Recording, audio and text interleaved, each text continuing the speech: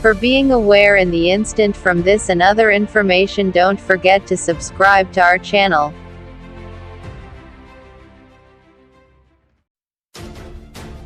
Behind the fight, most wanted female terrorist lives freely in Jordan despite U.S. extradition request.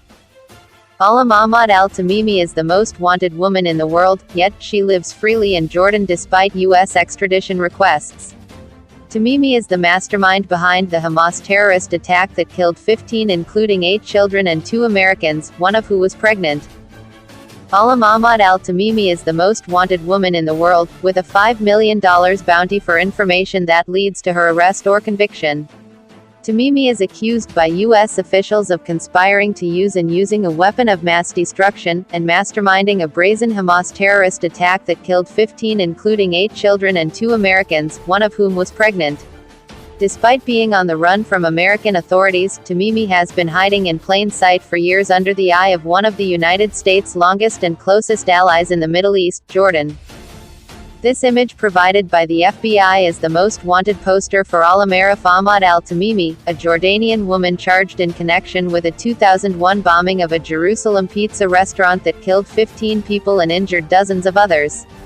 The case against Alam Ahmad al-Tamimi was filed under seal in 2013 but announced publicly by the Justice Department on March 14, 2017. FBI via AP, the Associated Press WHO as the B's most wanted American terrorist. Meet Jehadserwan Mustafa. Despite requests from Washington, the kingdom has been publicly steadfast in its refusal to extradite Tamimi, who at just 20 years old masterminded the suicide bombing on the Sbarro Pizza restaurant in Jerusalem 3 weeks before planes struck the U.S. on Sept. 11, 2001. The attack claimed the lives of 2 Americans, 15-year-old Malki Roth, and Shoshana Yehudit Greenbaum, who was 5 months pregnant with her first child at the time. In addition to the 2 murdered Americans and the unborn infant, 4 more U.S. nationals were among the some 122 injured. At least one of the victims remains in a vegetative state. For Roth's parents, the fight for some semblance of justice has already been a long one, and the bumpy road stretches on. Malki Roth was just 15 when she was killed in a suicide bombing in 2001, orchestrated by Hamas operative who is now the most wanted female terrorist by the U.S. government, Roth family. We are in touch with members of Congress and U.S. government officials. The situation is fluid, and there are some indications of meaningful progress, Malki's father, Arnold Roth, told Fox News from Jerusalem. Our sense is that the law and enforcement parts of the U.S. government have done everything that needs to be done to set the stage. What is preventing extradition is the political will to see the Sbarro bomber brought to justice. WHO is the B's most wanted American terrorist. Meet Jehadserwan Mustafa. 2 years after the Jerusalem attack, Tamimi pled guilty in an Israeli court for her pivotal role and received 16 life sentences and an additional 250 years behind bars. U.S. federal laws also came into play because Tamimi, who was born in Australia, held American citizenship at the time. In 2011, Tamimi was part of a prisoner swap in which Israel released more than 1,000 Palestinian prisoners, many of whom were serving life sentences for assaults on Israelis, for the return of one Israeli soldier, Gilad Shalit, who was captured by Hamas 4 years earlier.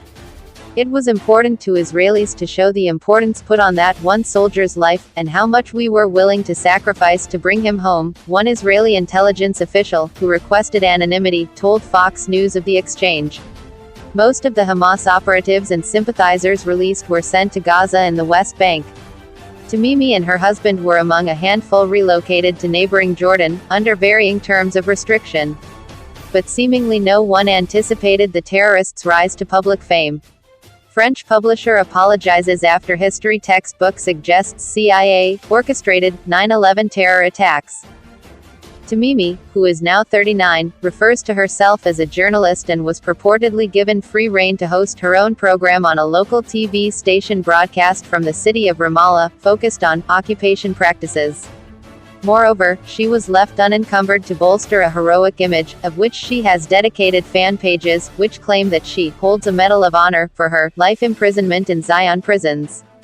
Tamimi has also given several interviews detailing and illuminating her role, admitting that she selected the restaurant because it was known to be a favorite for families, and expressing her delight that so many children were slain.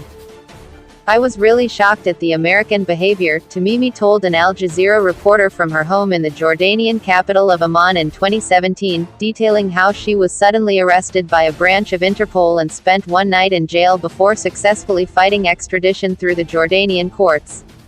The U.S. government, who is always trying to solve the problems of the world, has decided to go after one woman for no obvious reasons. A gaping hole is left in the shop front of the Sbarro Pizzeria after a suicide bombing that killed at least 18 people and wounded more than 80 others in Jerusalem on August 9, 2001.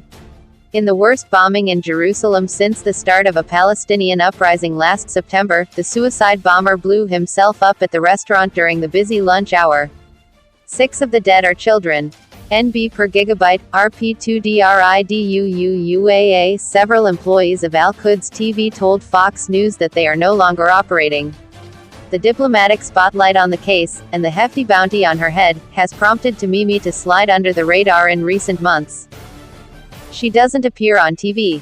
The last time she popped up was March 2019, noted Yotam Feldner, director of Middle East Media Research Institute, Memri TV.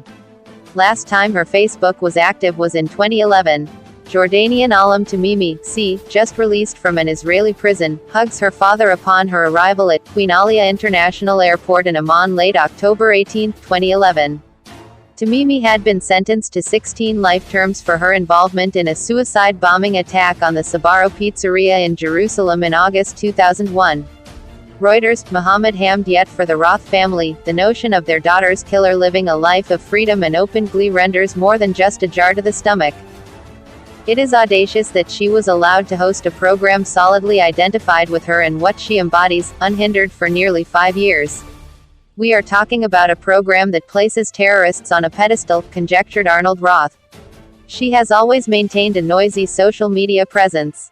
But that part of her noisy activity is currently in abeyance after we were instrumental in getting Instagram, Facebook, and Twitter to, one by one, shut down her known accounts."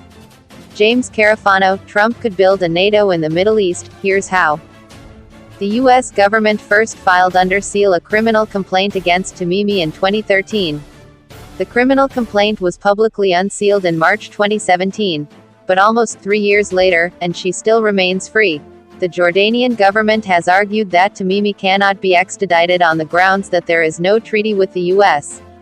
While the late King Hussein, who died in 1999, is reported to have signed the extradition treaty on March 28, 1995, it was not signed into law by the Jordanian parliament.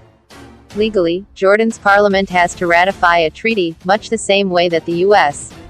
Congress has to ratify any treaty signed by the president in order for it to have the force of law, explained Josh Lipowski, a senior researcher at the Counter-Extremism Project, CEP. Nonetheless, King Abdullah could choose to honor the extradition request as a goodwill gesture to the United States or if he believes it is in Jordan's best interests.